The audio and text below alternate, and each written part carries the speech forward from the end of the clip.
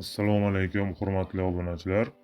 Demak, bugun ranglar ahamiyati haqida suhbatlashamiz. Agar biror bir takliflaringiz bo'lsa, kommentariyalarda qoldiring.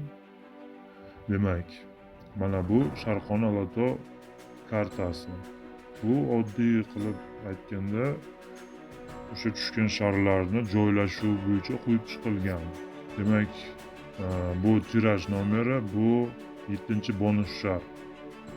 Qolgani bo'lsa oddiy birinchi 6ta tushadigan sharlar.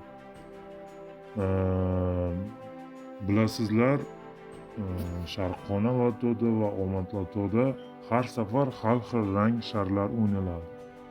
Demak, umumiy hisobda 6 xil rang mavjud. Har 6 o'yinda o'sha ranglar qaytib keladi. Bu bizga qanaqa yordam beradi? Nima foydasi bor buni bilganimizda? Ko'pchilik bu narsaga e'tibor bermaydi, lekin har bir sharni o'zini xarakteri, xislati bor. Sharni, ranglik sharlar. Misol uchun, sariq sharda qaysidir bir son ko'proq tushishi mumkin. Ko'k sharda boshqa son. Mana shu narsaga e'tibor beramiz. Baribir ham lototronni inson yaratgan.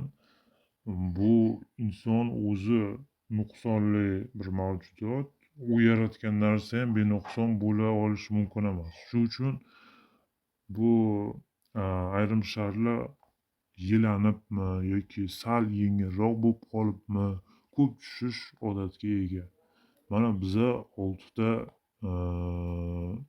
6ga bo'ldikda filtrga joylaymiz. Mana oxirgi tirajni ko'rib chiqqanmiz. Yaqinda tushgan 249-tiraj. Demak, solishtiramiz. Qaysidir sonlar misol uchun 10-20 barobar ko'proq tushgan boshqa sonlarga nisbatan. Mana misol uchun 5 sonini olamiz.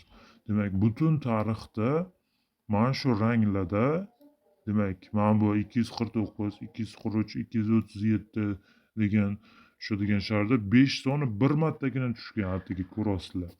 Mana 5 bir martagina.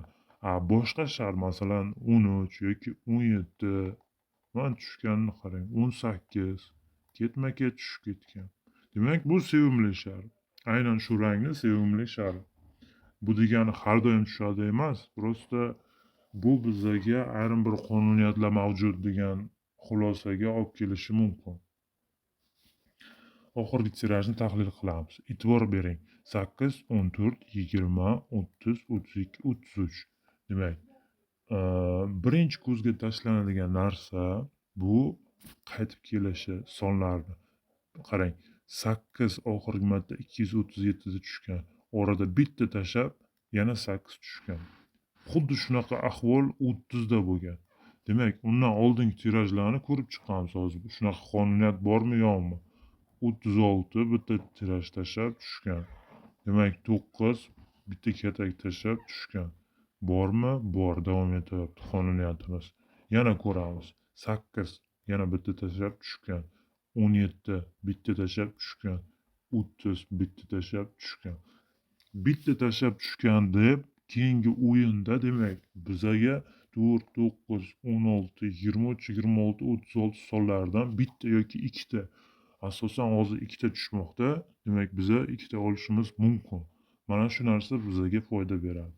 Ana shunaqa sinchkovlik bilan qarab chiqilsa, ozmoq kombinatsiyalarimiz qaysi sonlardan qilgan afzalligi kelib chiqadi. Lekin albatta bu jekpotni yutasiz degani emas. Qisqacha hozir tushuntirdim. Keyingi videolarimizda yana yangicha tahlillarni, yo'nalishlarni ko'rib chiqamiz nasib bo'lsa. Sog' bo'ling, omon bo'ling.